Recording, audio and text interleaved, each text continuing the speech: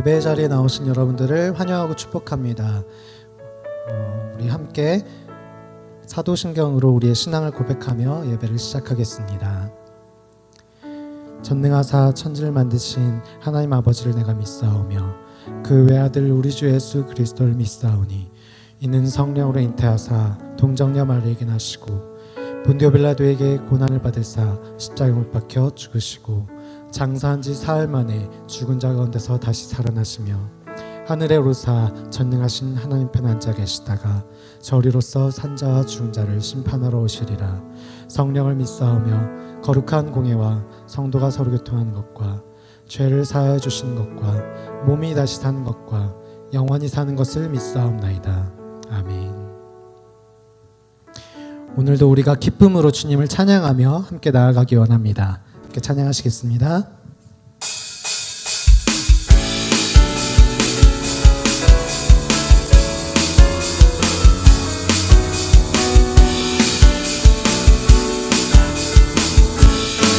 우리 주 안에서 노래하며 우리 주 안에서 노래하며 주의 이름 찬양해 감사로 그분에 드러나 주 이름 송축하네 진실한 찬양하네 권능이 많은 외치세 할렐루야 손뼉치며 전능하신 주께 높이 계신 주님께 우리 여기 모인 이유 우리 마음 모아 주님을 높이는 것 우리 주 안에서 노래하며 주의 이름 찬양해 감사로 그분에 들어가 주 이름 송축하네 진실한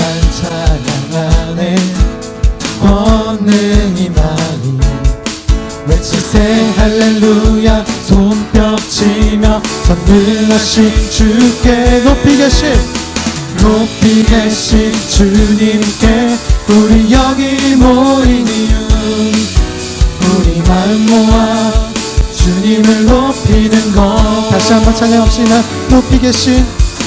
높이 계신 주님께 우리 여기 모인 이유 우리 마음 모아 주님을 높이는 것 다시 한번 높이 계신 주님께 우리 여기 모인 이유 우리 마음 모아 주님을 높이는 것 주님은 예수 나의 영혼의 구세주 영원 무궁히 주님만을 나 찬양하리 예수 나의 영혼의 구세주 예수 나의 영혼의 구세주 영원 무궁히 주님만을 나 찬양하리 주님은 하시네 주 사랑하는 마음이 전보다도 주님 알기 원해 내 마음 다하여 주님께 고백해 주님만이 내 삶 드리기 원해 예수 위대하신 왕 내 맘에 한 소망 언제나 주와 함께 예수 나의 영혼의 구세주 예수 나의 영혼의 구세주 영원 무궁히 주님만을 나 찬양하리 위대하신 왕 내 맘에 한 소망 언제나 주와 함께 예수 나의 영혼의 구세주 예수 나의 영혼의 구세주 영원 무궁히 주님만을 나 찬양하리. 예수 나의 영혼의 구세주, 예수 나의 영혼의 구세주. 아멘. 영원 무궁히 찬양합시다. 영원 무궁히 주님만의 나 찬양하리. 아멘. 우리 주 하나님께 박수로 영광을 돌리며 나아갑시다. 아멘.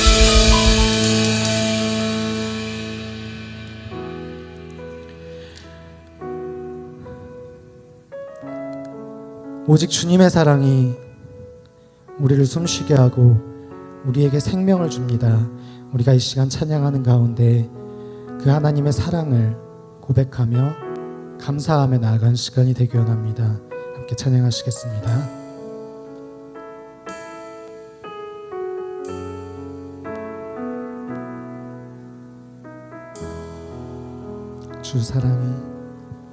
주 사랑이 나를 숨쉬게 해. 세상 그 어떤 어려움 속에도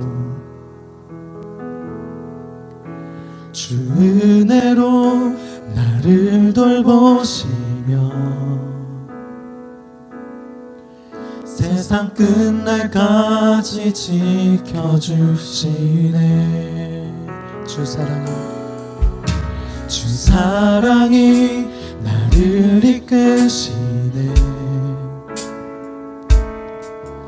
내가 갈 수 없는 그곳으로 주의 사랑 나를 붙드시며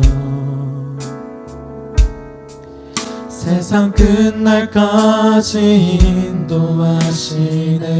주님만이 내 아픔 아시며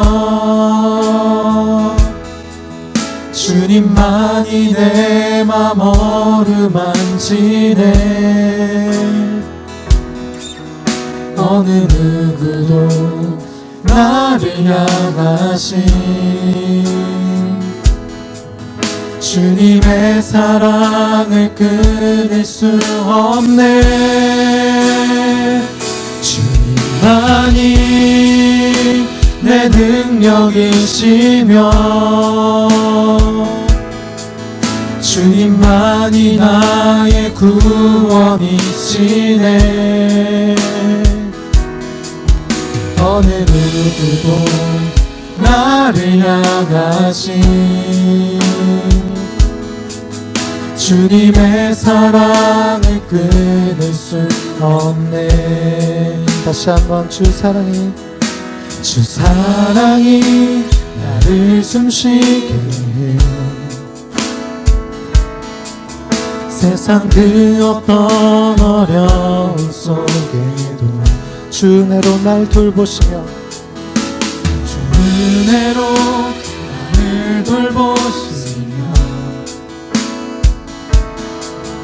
세상 끝날까지 지켜주시네.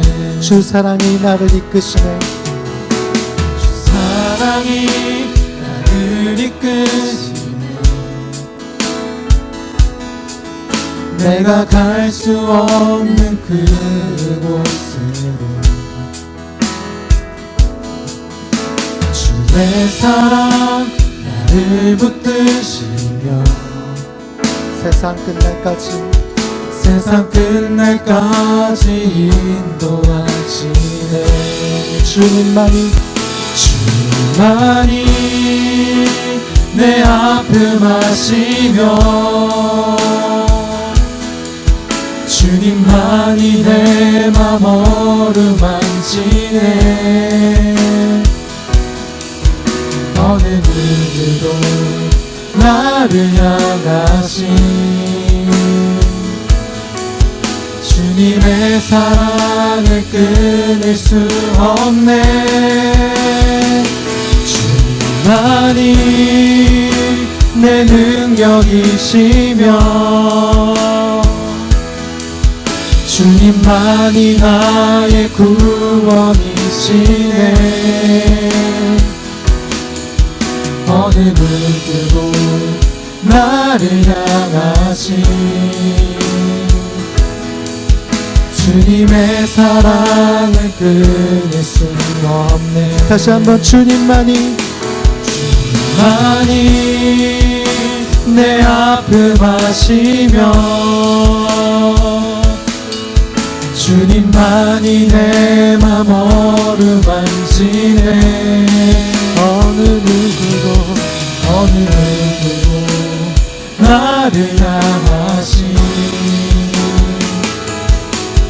주님의 사랑을 끊을 수 없네. 주님만이 내 능력이시며 주님만이 나의 구원이시네. 어느 누구도 나를 향하신 주님의 사랑을 끊을 수 없네. 주님의 사랑을 끊을 수 없네. 주님만이 내 능력이시며 주님만이 내 능력이시며 주님만이 나의 구원이시네. 어느 누구도 나를 향하신 주님의 사랑을 끊을 수 없네. 어느 누구도 나를 향하신 주님의 사랑을 끊을 수 없습니다. 주님의 사랑을 끊을 수 없네. 나의 시선은 주께로 돌리고 잠잠히 주 행하실 일 기다리면서 내 주를 마주할 그날 그 언젠가 나는 나의 전부 되신 주 품에 안기리. 나의 시선은 주께로 돌리고 잠잠히 주 행하실 일 기다리면서 날 주를 마주할 그날 그 언젠가 나는 나의 전부 되신 주 품에 안기리. 내 주를 마주할 그날 그 언젠가 나는 나의 전부 되신 주 품에 안기리. 나의 시선을 주께로 돌리고 잠잠히 주 행하실 일 기다리면서 내 주를 마주할 그날 그 언젠가 나는 나의 전부 되신 주 품에 안기리. 함께 기도하며 나아가기 원합니다. 함께 기도하시겠습니다. 하나님, 오늘 예배를 허락하여 주심을 감사드립니다. 비록 우리가 온라인으로 예배를 접하지만 온라인 예배 가운데에서도 주님의 은혜가 넘칠 수 있는 시간이 될 수 있기를 주님 허락하여 주시옵소서. 전 세계가 코로나로 인해 많은 사람들이 힘겨움에 처해 있습니다. 주님, 많은 사람들을 힘겨움 가운데에서 따뜻한 손길로 구원하여 주시옵소서. 오늘 말씀을 전하시는 이성광 목사님과 함께 동행하여 주시옵소서. 이성광 목사님의 말씀을 듣고 주님은 나의 목자시니라 라고 고백할 수 있는 저희가 될 수 있기를 주님 허락하여 주시옵소서. 사랑이 많으신 예수님의 이름으로 기도드립니다. 아멘.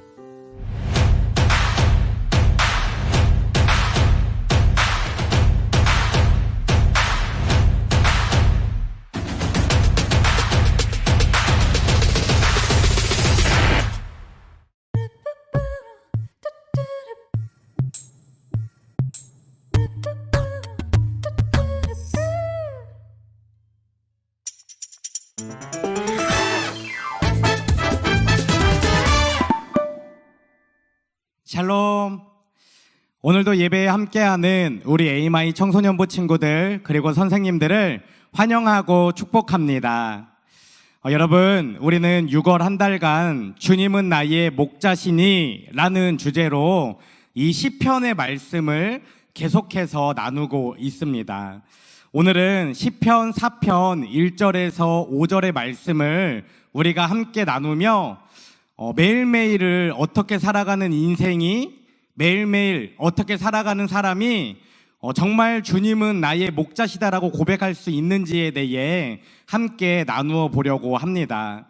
우리가 먼저 말씀을 읽을 때에 어떤 단어들이 기록되어 있는지, 어떤 삶이 정말 주님은 나의 목자시다라고 고백하는 인생인지를 먼저 한번 생각해 보며 말씀을 읽어보기 원합니다. 시편 4편 1절에서 5절의 말씀을 우리가 함께 읽도록 하겠습니다. 나의 오름을 변호해 주시는 하나님, 내가 부르짖을 때에 응답하여 주십시오. 내가 공궁에 빠졌을 때에 나를 너그럽게 보아 주십시오. 나에게 은혜를 베푸시고 나의 기도를 들어 주십시오. 백성들아, 언제까지 내 영광을 욕되게 하려느냐? 언제까지 헛된 일을 좋아하려느냐? 언제까지 거짓된 것을 따라가려느냐? 주께서는 주께 헌신하는 사람을 각별히 돌보심을 기억하여라. 주께서는 내가 부르짖을 때에 들어주신다. 두려워 떨어라. 죄를 짓지 말아라. 잠자리에 누워 깊이 깊이 반성하면서 눈물을 흘려라. 올바른 제사를 드리고 주를 의지하여라. 아멘. 우리는 계속해서 주님은 나의 목자시니라는 주제로 말씀을 나누고 있습니다. 여러분, 주님은 나의 목자십니다라고 고백하는 인생 가운데에 하나님이 주시는 선물이 있다라고 말씀을 전해드렸습니다. 하나님이 우리에게 주시는 선물이 무엇이었죠? 시편 23편 1절에 기록되어 있는 것처럼 우리가 주님은 나의 목자십니다라고 고백한다면 하나님은 우리에게 전혀 부족함이 없도록, 전혀 필요한 것이 없도록 너무나 풍족하게 채워주시는 것이 두 가지 있다고 말씀을 드렸습니다. 첫 번째는 하나님은 우리에게 어디서든지 평안하게 쉬고 어디서든지 담대함으로 나아갈 수 있는 충분한 평안함을 주신다라고 말씀을 나누었고, 두 번째는 우리가 지쳐있고 무기력해져 있고 포기하고 있을 때에 다시 일어나서 하나님께 나아갈 수 있는 새 힘을 주시고, 그것뿐만이 아니라 우리를 하나님의 의의 길로, 올바른 길로 인도하신다라고 분명하게 말씀을 나누었습니다. 그러면 우리가 주님은 나의 목자십니다라고 고백하기 위해 어떻게 해야 되는지 두 번째 주에 말씀을 나누었는데요. 그것은 무엇이냐면 사슴이 타도록 목말라 시냇물을 찾듯이 우리의 영혼이 하나님을 찾아 애태우며 갈망해야 한다라고 말씀을 나누었습니다. 여러분, 그 당시 성경이 기록될 당시 팔레스틴 지역에 살고 있던 사슴이 경험했던 것은 무엇이었죠? 너무나 뜨거웠던 지방 가운데에 비가 너무나 오지 않아서 물이 없어서 갈급했던 그 사슴에게 물은 생명이었다라는 것을 나누었고, 물을 먹으러 가는 길 가운데에 자신을 공격하는, 자신을 잡아먹으려는 맹수들이 도사리고 있었기 때문에 물을 얻기 위해서는 자신의 생명을 걸어야 했다라고 말씀을 나누었습니다. 쉽게 말해서 물은 생명이었지만 그 생명을 얻기 위해서는 자신의 생명을 내어 던져야, 내어 드려야 했다라는 것이죠. 이 말씀은 우리에게도 마찬가지라고 제가 전해드렸습니다. 우리에게 영원한 생명을 주시는 그 예수님을 만나기 위해 이 땅 가운데에 그 예수님을 따라 살아가는 인생을 살아가기 위해서는 정말 치열하게 나의 생명과 나의 힘과 나의 정신과 나의 마음을 예수님께 맞춰 살아가야 한다는 것이죠. 간절히 원하기는 주변의 상황이 나를 어렵게 하고 또 내적으로 나를 힘들게 하는 이 외적이고 내적인 고통들이, 고난들이, 어려운 시험들이 나를 어렵게 할지라도 포기하거나 물러서는 것이 아니라 더욱더 하나님을 향해 나아가는 귀한 인생이 되었으면 좋겠습니다. 우리가 어려운 환경 가운데에 하나님을 향해 나아갈 수 있는 그 원동력이 무엇이라고 했죠?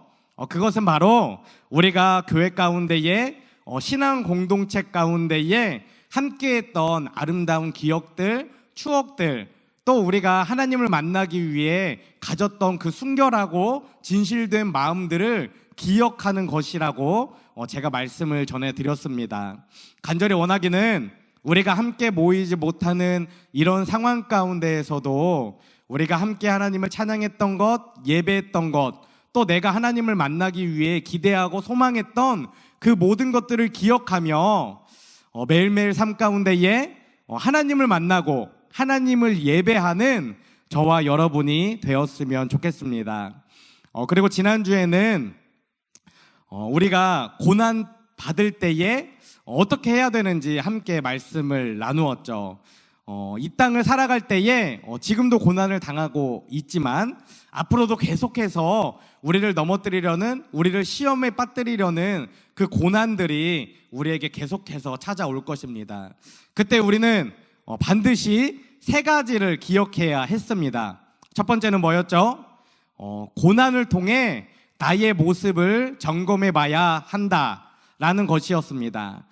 고난에 마주했을 때는 내가 지금 하나님을 만나고 있는지, 하나님의 뜻대로 살아가고 있는지, 하나님을 바라보고 있는지 나의 모습을 점검해 봐야 한다는 것입니다. 그리고 두 번째는 하나님의 말씀대로 살아가기를 결단해야 한다는 것이죠.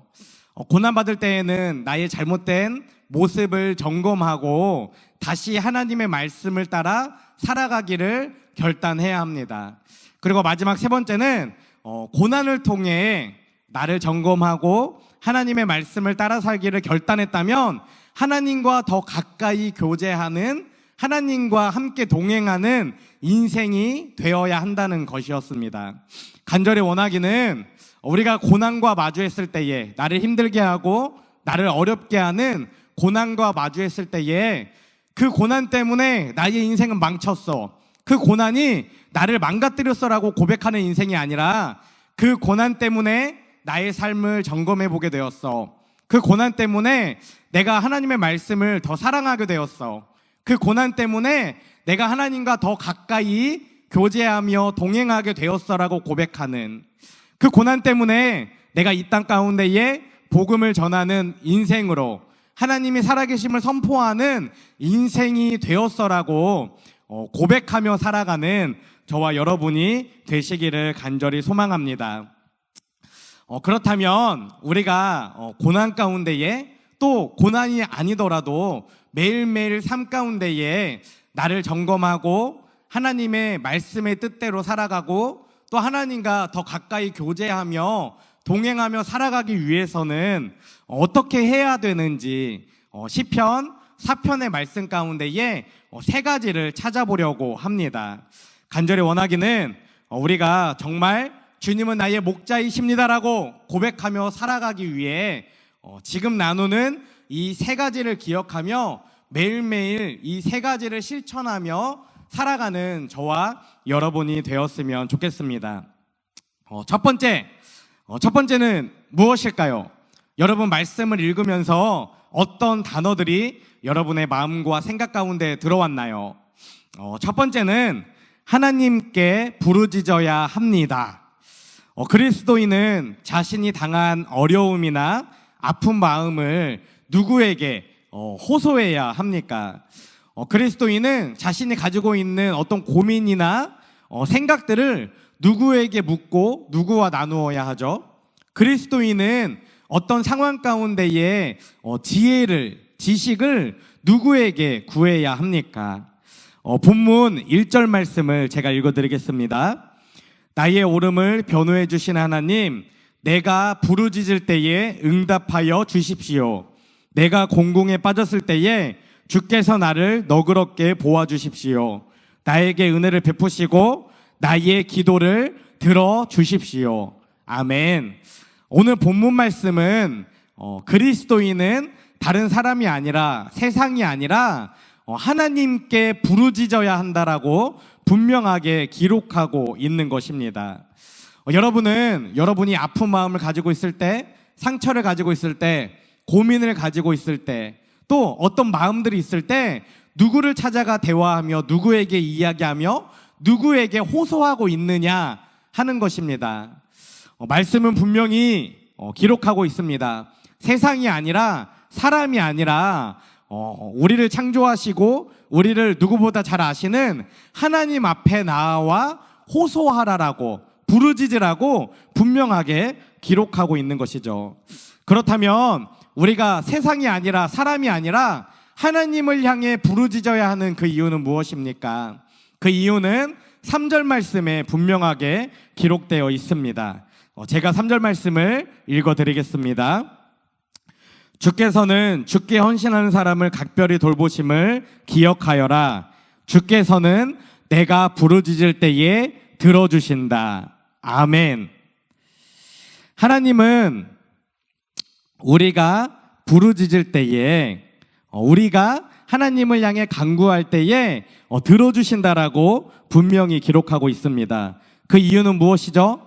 우리는 하나님을 하나님으로 믿고 하나님을 우리의 아버지라고 고백하며 살아가는 인생이기 때문입니다. 하나님은 주께 헌신하는 사람, 하나님을 고백하는 사람, 하나님을 믿는 사람을 기억하시고 돌보아 주시기 때문입니다. 그런데 여기서 많은 친구들이 하는 질문이 있습니다. 그것은 무엇이냐면, 목사님, 성경은 늘 하나님께 기도하고 부르짖으라고 하는데 도대체 언제까지 어떻게 부르짖어야 하죠? 라는 질문이죠. 도대체 언제까지 기도해야 하나님이 응답해 주시고 제가 하나님의 마음을 느낄 수 있는 건가요? 이런 질문들을 많이들 하곤 합니다. 여러분들은 언제까지라고 생각합니까? 여러분들은 언제까지 어떻게 기도해야 하나님이 응답하시고 하나님의 마음과 뜻을 우리가 발견할 수 있다고 생각하나요? 이 질문에 대한 정확한 정답을 내리기 위해서는 먼저 우리가 기도가 무엇인지에 대해 한번 고민해보고 정리해볼 필요가 있습니다. 전에 제가 설교할 때에 여러분들에게 소개해드린 책이 한 권 있습니다. 그것은 김영복 목사님이 지으신 사귐 외 기도라는 책이죠. 여러분 혹시 기억나는 친구 있나요? 우리가 제목에서도 알 수 있듯이 기도는 하나님과의 사귐이다라고 우리에게 정의를 내려주는 것입니다. 여기서 말하고 있는 이 사귐이라는 단어는 우리가 흔히 알고 있는 만남이나 교제나 친교나 놀이나 대화나 이런 단순한 단어들로만 정의할 수 있는 것이 아닙니다. 우리가 가장 쉽게 이해하기 위해서 여기서 말하고 있는 이 사귐이라는 단어는 나의 이성 친구들과 연애하는 것이라고 생각해 보면 조금 더 쉽게 이해할 수 있습니다. 사귐은 적어도 5가지의 의미를 가지고 있습니다. 5가지의 속성과 특징을 가지고 있다는 것이죠. 제가 5가지를 얘기할 때에 여러분들이 하나님과 기도할 때에 이 5가지 중에 몇 가지를 가지고 하나님 앞에 나아가고 있는지 자신을 한번 스스로 점검해 봤으면 좋겠습니다. 첫 번째, 사귐은 지속성을 가지고 있다라는 것입니다. 우리는 한 번이나 2번 만나고 헤어지는 것을, 다시 만나지 않는 것을 사귐이라고 말하지 않습니다. 사귐은 충분한 시간을 가지고 오랫동안 만나는 것을 의미하고 또한 앞으로도 계속해서 만날 것을 의미한다는 것이죠. 여러분들은 기도할 때에 하나님과 지속성을 가지고 만나고 있나요? 2번째, 사귐은 상호성을 가지고 있다라는 것입니다. 사귐은 한 사람의 일방적인 노력이나 찾음이나 갈망으로 이루어지지 않습니다. 사귐은 서로를 향해 마음을 열고 서로가 좋은 관계를 맺고 계속해서 교제할 때에 이루어질 수 있다라는 것이죠. 우리가 삶 가운데에 하나님이 말씀을 통해 우리에게 명령하신 것, 우리에게 권면하신 것들을 잘 지키며 살아가고 있는지 점검해 봐야 합니다. 우리가 만약 하나님이 우리에게 명령하신 것은 지키지 않고 우리가 원하는 것만을 하나님께 갈망한다면, 또 간구하고 기도한다면 그것은 상호성이 있는 기도가 아니기 때문이죠. 세 번째는 사귐은 서로에 대한 애정을 전제로 한다라는 것입니다. 누구나 다 알고 있듯이 사귐은 서로 좋아해야 되고 서로를 더 알고 싶은 애정이 있을 때에만 가능합니다. 서로에 대한 특별한 마음이 있을 때에만 사귐이 가능한다는 것이죠. 하나님은 우리를 창조하시고 우리를 인도하시고 또 하나님의 형상으로 우리를 만드셨습니다.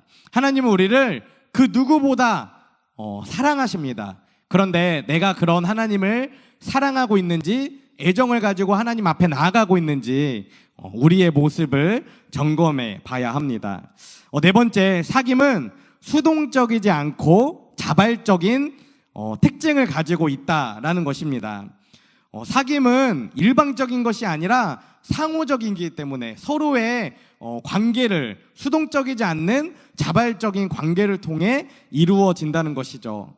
여러분 하나님 앞에 나아갈 때에, 예배를 드릴 때에, 말씀을 읽을 때에 다른 사람의 의지에 의해, 다른 사람의 권면에 의해 수동적으로 하나님 앞에 나아가는지, 아니면 정말 내 안에 애정이 있고 열정이 있고 사랑이 있어서 하나님 앞에 자발적으로 계속해서 나아가는지 나의 모습을 점검해 봐야 합니다.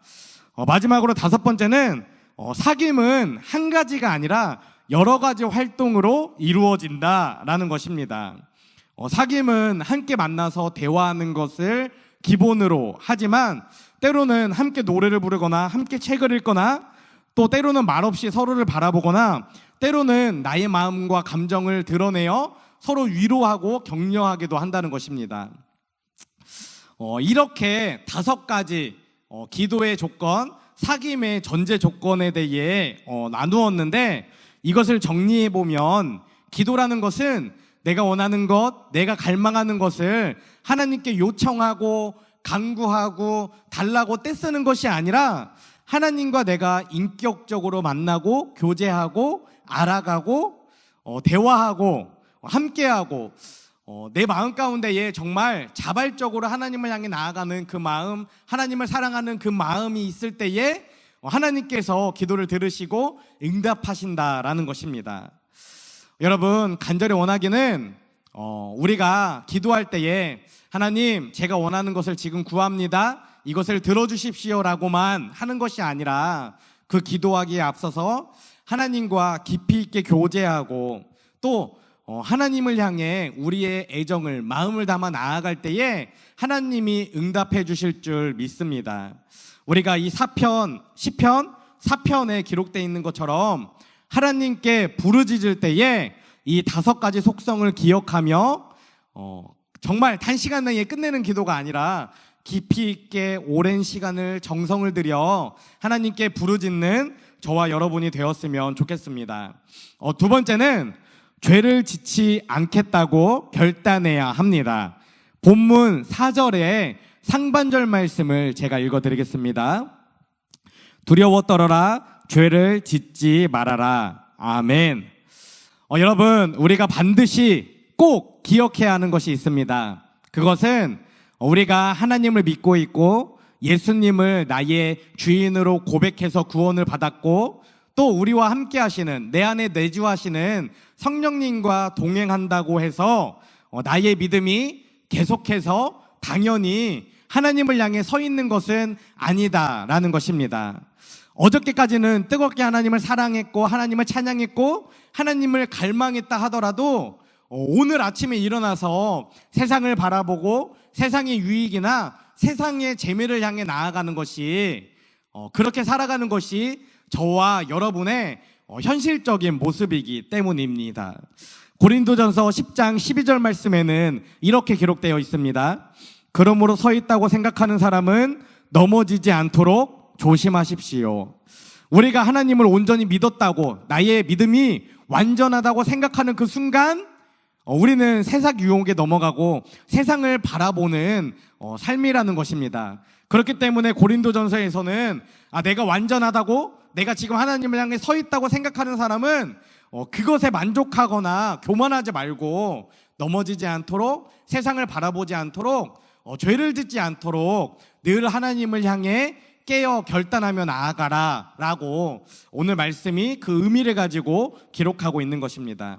또한 우리가 평소 삶뿐만 아니라 어려움을 당할 때에, 고난을 당할 때에 우리 안에 어떤 분노나 어두운 마음들이나 또는 포기하고 싶은 마음들이 들 때가 너무나 많이 있습니다.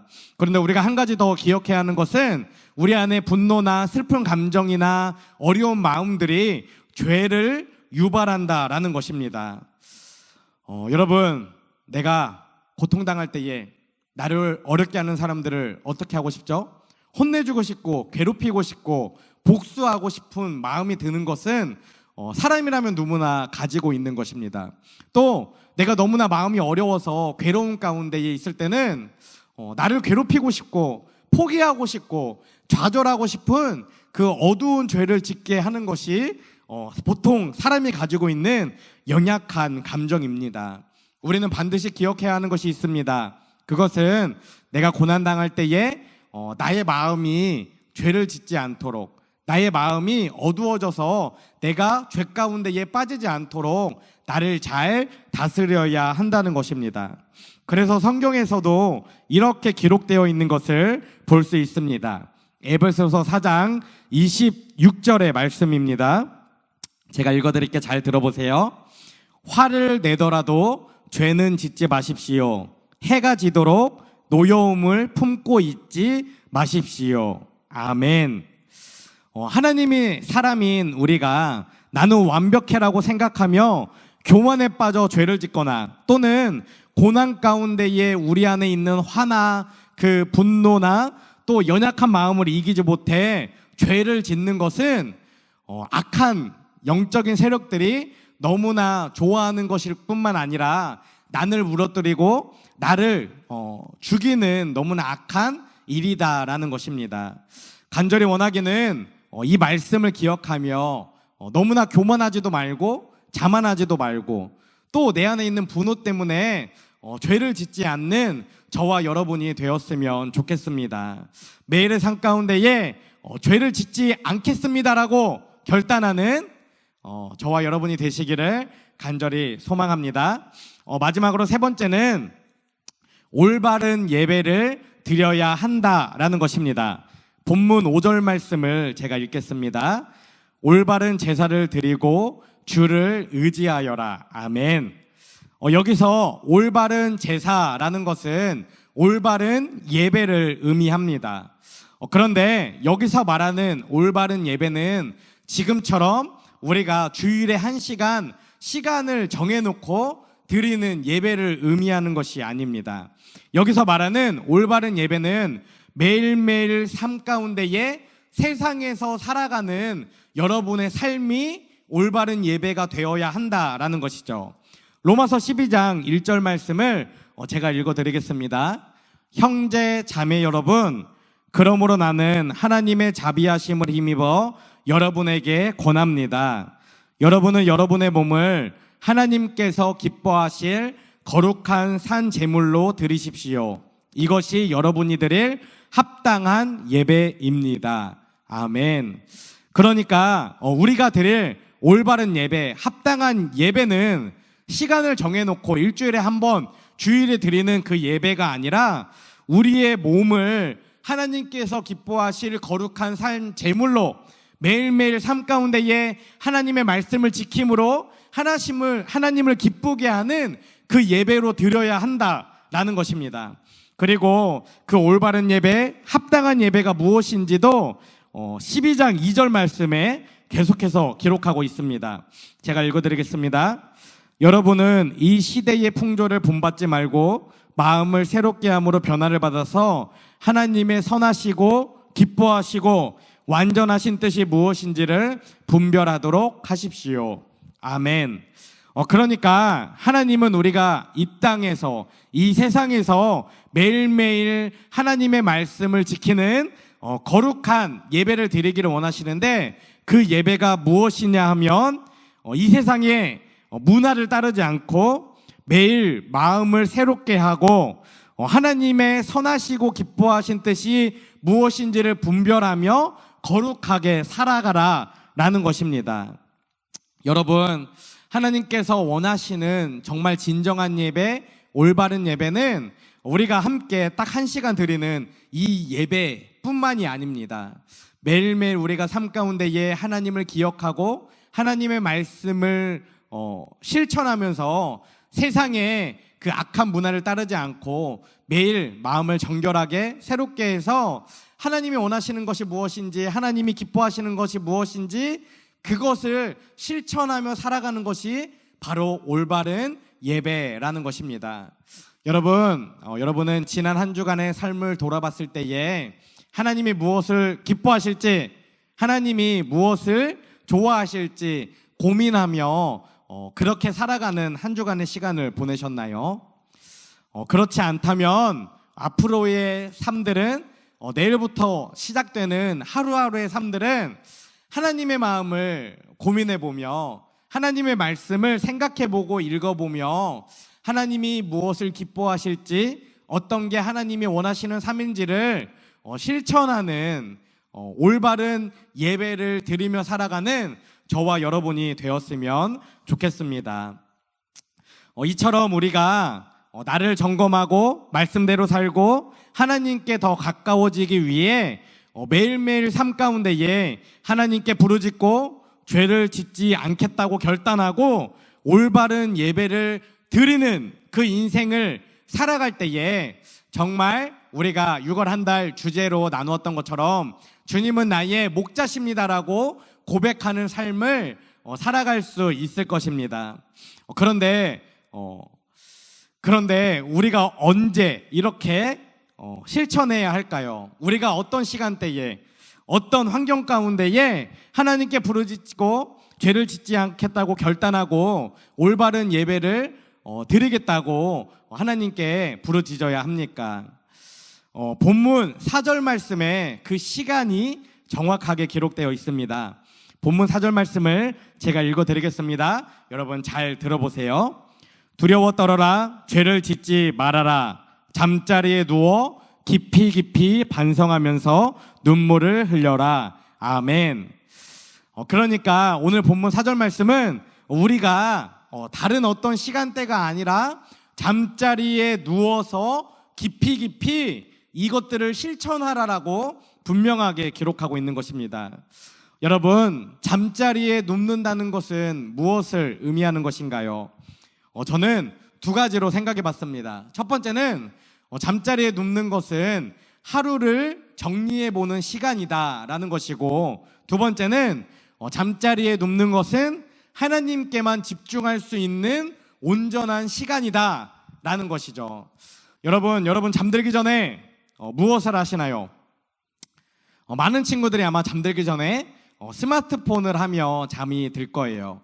스마트폰을 통해 다른 사람들은 어떤 하루를 보냈는지, 또 나는 어떤 하루를 보냈는지 정리하며 잠드는 친구들이 너무나 많이 있을 것입니다. 그런데 오늘 말씀은 우리에게 단호하고 정확하게 이야기하고 있는 것입니다. 뭐라고 이야기하죠? 너희가 잠자리에 누웠을 때에 다른 것을 하지 말고 내가 오늘 어떻게 살아갔는지를 정리해 보면서 오늘 하루 나의 삶을 뒤돌아보면서 하나님께 부르짖고 죄를 짓지 않겠다고 결단하고 올바른 예배를 드리겠노라 다짐해야 한다라는 것입니다. 매일의 삶 가운데에 우리가 시간을 구별해서 하나님께 드리는 것은 너무나 어렵습니다. 아침에 일어나면 학교에 가기에 바쁘고 하루의 일과를 시작하기에 너무나 바쁘죠. 또 하루의 삶 가운데에는 너무나 분주한 것들이 많아서 우리가 하나님께 집중하기 어렵습니다. 그러나 우리가 모든 일과를 마치고 잠자리에 누웠을 그 시간에는 깊이 있게 하나님을 묵상하고 하나님을 만날 수 있다라는 것이죠. 간절히 소망하기는 우리가 하루의 일과를 마치고 잠자리에 누운 그 시간만큼은 우리가 구별해서 하나님께 드리는 저와 여러분이 되었으면 좋겠습니다. 잠자리에 누워 깊이 하루의 삶을 점검해보고 되돌아보고 그 시간에 열정을 다해 최선을 다해 하나님께 부르짖고 죄를 짓지 않겠다고 결단하고 올바른 예배를 드리기 위해 어떻게 해야 하는지 고민하며 애쓰며 하나님께 나아갈 때에 하나님이 우리에게 진정한 기쁨과 세상에 줄 수 없는 하나님이 주시는 그 평안을 누리게 됩니다. 오늘 본문 말씀은 아니지만 시편 4편 7절과 8절에 이렇게 말씀이 기록되어 있습니다. 잘 들어보세요.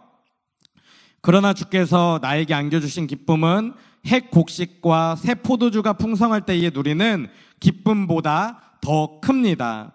그러니까 주님께서 나에게 주시는 기쁨은 세상이 줄 수 없는 돈이나 물질이나 그런 풍요로움이 줄 수 없는 것보다 훨씬 더 큰 기쁨을 주시겠다라는 것이고 8절에 내가 편히 눕거나 잠드는 것도 주께서 나를 평안히 쉬게 하여 주시기 때문입니다. 내가 정말 잠들 때에 그렇게 매일매일 하루를 점검하고 하나님께 고백하고 간구하며 살아간다면 근심이나 걱정이 모두 다 사라지고 하나님이 주시는 그 평안함을 누리며 하루를 정리하고 마무리할 수 있다라는 것입니다. 여러분, 하나님이 우리에게 주시는 가장 큰 선물은 바로 평안함입니다.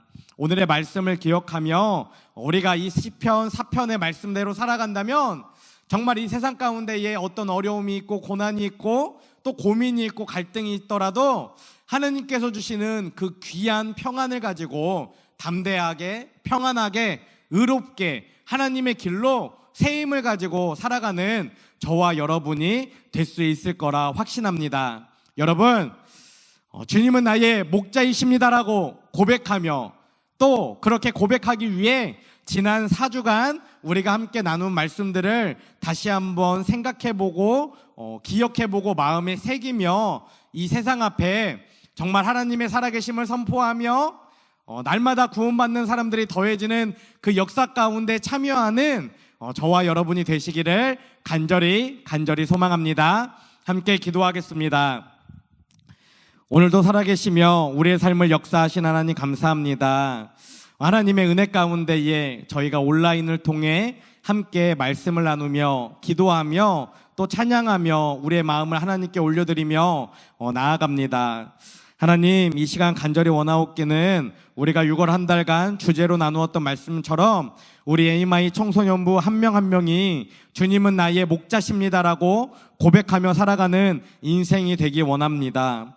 그런 인생이 되기 위해 어떤 환경 가운데 있던지 하나님을 갈망하며 하나님을 만나기 위해 애태우는 인생이 되게 하시고 지금 처해진 환경 가운데에 나를 점검하고 하나님의 말씀을 더욱 사랑하며 하나님과 더 깊이 있게 교제하는 인생이 되게 하여 주시옵소서. 그러기 위해 매일 잠자리에 누웠을 때마다 깊이 하나님께 부르짖고 죄를 짓지 않겠다고 결단하고 올바른 예배를 드리기를 결단하는 우리 에이마이 청소년부가 될 수 있도록 아버지 함께하여 주시옵소서. 그런 매일의 노력과 삶을 통해 하나님이 주시는 그 평안함을 가지고 살아가는 저희들 되기 원합니다. 세상이 우리를 어렵게 하고 혼란스럽게 하고 또 고통스럽게 할지라도 하나님이 우리와 함께 하실 때에 주시는 그 평안으로 이 모든 것들을 담대히 당당히 이겨나가며 세상 가운데에 하나님의 살아계심을 선포하는 우리 에이마이 청소년부가 될 수 있도록 아버지 함께하여 주시옵소서. 이제는 우리를 위해 이 땅에 오신 예수 그리스도의 은혜와 독생자를 보내주신 하나님 아버지의 크신 사랑과 날마다 우리를 보호 인도 승리케 하시는 성령님의 내주 교통하심이 이 시간 하나님께 부르짖고 죄를 짓지 않겠다고 결단하며 올바른 예배를 드림으로 언제나 주님을 목자로 주님과 함께 동행하며 살아가기를 결단하는 에이마이 청소년들과 교사들 위해 지금부터 영원까지 함께 하옵시기를 간절히 축원하옵나이다. 아멘.